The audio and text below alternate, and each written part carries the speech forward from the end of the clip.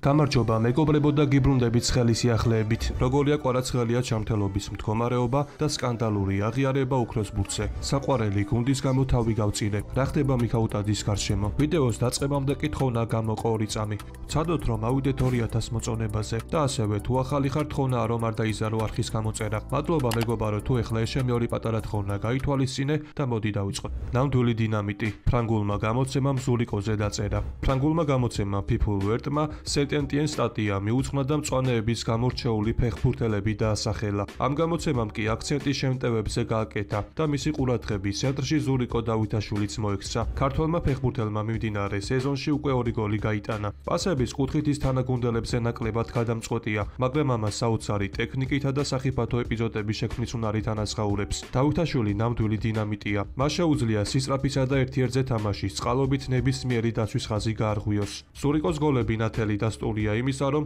დამაგვირგვინებელ ფაზაში ბრწყინვალია და თან მჭიდრო სიტუაციებიდან გამოსვლა შეუძლია. წერია გამოცემაში. მე კი შეგახსენებთ, რომ სენტენტიენმა ბოლო შეხვედრა კლერმონთან გამართა, თუმცა ზურიკომ ტრავმის გამო ვერ ითამაშა. ფრანგული პრესის მიხედვით კი დავითაშვილი გუნდურ ვარჯიშს ამ კვირაში განაახლებს და დიდი ალბათობით მომდევნო შეხვედრისთვის სრულიად მზად იქნება. მოცდა უფრო დიდი ხნით მოგვიწევს, როგორია ჩაკვეტაძის ჯანმრთელობის მდგომარეობა. დიდი ხანია გიორგი ჩაკვეტაძე მოედანზე არ გასულა. ქართველმა ფეხბურთელმა უკანასკნელად აპრილში ითამაშა. მისი დაბრუნება კი უახლოეს პერიოდში იგეგმებოდა, თუმცა როგორც ჩანს გადაიდო. ამის შესახებ კი ვოტფორდის თავკაცმა პაულო პეცოლანომ ისაუბრა. ჩაკვეტაძის გარშემო სიახლეები იმედის მომცემი არ არის. გიორგი დიდი ხანია მკურნალობს და უფრო ადრე უნდა დაბრუნებულიყო. ბოლო ინფორმაციით მისი დაბრუნება უახლოეს კვირებში უნდა მოხერხებულიყო, მაგრამ ასე არ მოხდა. ყველა ვცდილობთ რომ ის ძალიან მალე დაბრუნდეს, მაგრამ სამწუხაროდ ისეთი პირი უჩანს რომ მოცდა უფრო დიდი ხნით მოგვიწევს ვიდრე ვარაუდობდით. ამიტომ თუ ასე გაგრძელდება არსებობს საფრთხე რომ ის საქართველოს ნაკრებს ვერც ოქტომბერში დაეხმარება, განაცხადა ვოტფორდის თავკაცმა. ჩაკვეტაძის ეს მდგომარეობა კი ძალიან სამწუხაროა, რადგან გიორგი თავის ასაკში გაცილებით წინ უნდა ყოფილიყო ვიდრე ახლა,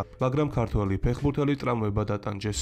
როგორც მოგეხსენებათ, 13 სექტემბერს ვილიარეალის შემადგენლობაში მიქაუტაძის დებიუტი შედგა. მატჩი კი როხი ბლანკოს გამარჯვებით 2-0 დასრულდა. ქართველმა შემტევმა კი მინდორზე 78 წუთი დაჰყო, თუმცა სამწუხაროდ რეალური მომენტი არ ქონია, მაგრამ ქართველი ბომბარდირის დებიუტი ვილიარეალის ფანებმა შემდეგი კომენტარებით შეაფასეს. ნახევარდაცვა ფაქტიურად არ ყავდა, მიქაუტაძეს მომენტი ვერავინ შეუქმნა. მიქაუტაძემ კარგი პასი გააკეთა, თუმცა გუნდმა ვერ გამოიყენა. უიღბლო დღე იყო. მიქაუტაძესგან მეცველოდი, რადგან კლუბმა მისთვის არეკორდო თანხა გადაიხადა. შემდეგ მატჩებში მიქაუტაძემ თავისი ხასიათი უნდა გამოავლინოს, წერენ ვილიარეალის კომაგები. რაც შეეხება თავად გიორგის, ფრანგული მედია ქართველი თავდამსხმელის ინტერვიუს ავრცელებს, რომელშიც ის ამბობს, რომ ლიონისთვის თავი გაწირა. სატრანსფერო ფანჯრის დასრულებამდე 4-5 დღე იყო დარჩენილი. ვიცოდი, რომ ტრანსფერი უნდა განხორციელებულიყო. ვილიარეალთან ერთად მე შესაძლებლობა მქონდა. მე შემიძლია ვთქვა, რომ საყვარელი კლუბისთვის თავი გავწირე, ამბობს მიქაუტაძე. მე კი დავძენ იმასაც, რომ დღეს მიქაუტაძე ჩემპიონთა ლიგაზე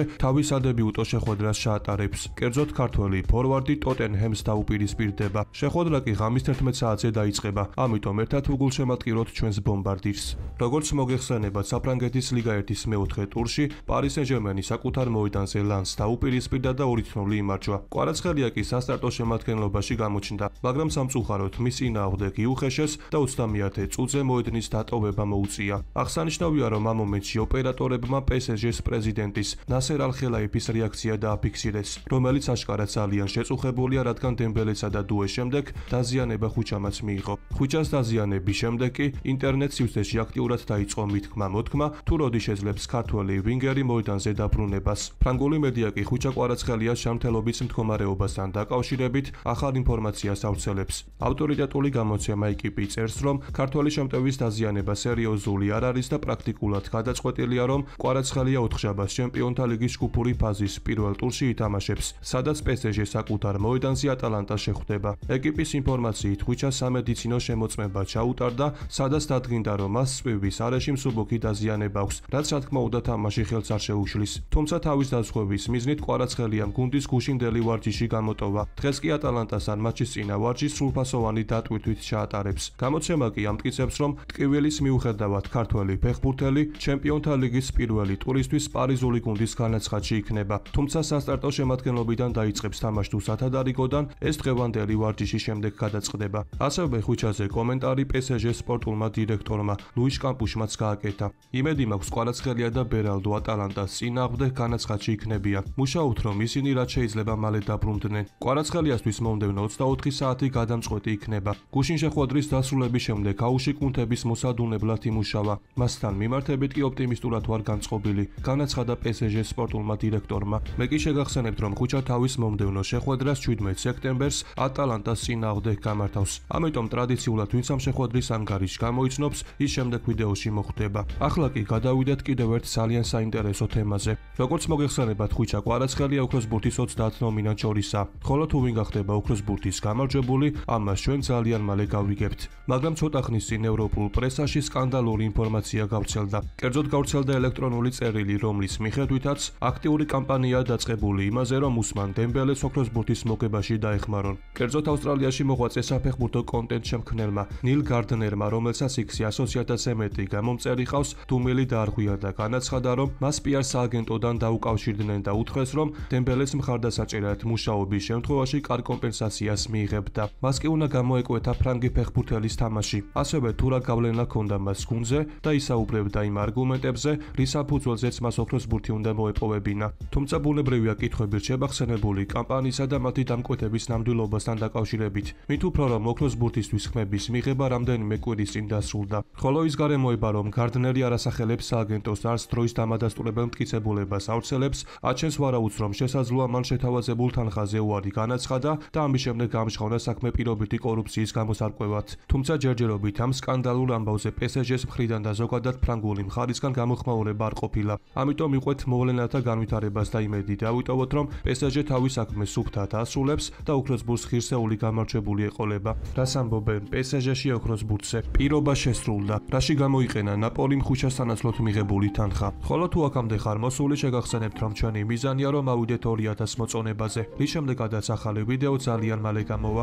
ვეტერანმა ფეხბურთელმა დანიელი ადანიმ ვივაელ ფუტბოლთან ინტერვიუში ნაპოლის თავკაცის ანტონიო კონტეს შესახებ ისაუბრა. კერძოდ ადანიმ კონტეზე საუბრისას ხუჩა კვარაცხელიას ახსენა. კონტეს წასვლა სურდა, მაგრამ რამდენიმე ფაქტორის გამო გადაიფიქრა. მან ფანებისა და დე ლაურენტისისგან სიყვარული და დაფასება იქცნო. ცნობილია, რომ კონტე ხუჩას გაყიდვის გამო ძალიან გაბრაზებული იყო და მას წასვლა სურდა. მაგრამ შემდეგ ანტონიო და პრეზიდენტი სასაუბროდ დასხდნენ და დე ლაურენტისი შეპირდა, რომ ხუჩას სანაცვლოდ აღებულ თანხას საფხულის სატრანსფერო ფანჯარაზე მთლიანად ახალ ტრანსფერებში გამოიყენებდა და ასე დახარჯავდა. ყველაფერი კი სწორედ ასე მოხდა. კონტე კი დღემდე რჩება მსოფლიოს ყველაზე დიდი გავლენის მქონე მწვრთნელების სიაში, განაცხადა ადანი. 22 სექტემბერს საფრანგეთის დედაქალაქ პარიზში ოქროს ბურთის დაჯილდოების ცერემონია გაიმართება. ხოლო ბუნებრივია, რაც უფრო ახლოვდება, ეს ყველაფერი აჟიოტაჟი სულ უფრო იზრდება. სწორედ ამასთან დაკავშირებით კი ლუიშ კამპუშმა ისაუბრა, რომელმაც ჩვენ პარიზული კლუბის პოზიცია გაგვანდო. ჩვენი გუნდიდან ნომინანტად 9 ფეხბურთელია წარდგენილი და ამით ძალიან ბედნიერები ვართ.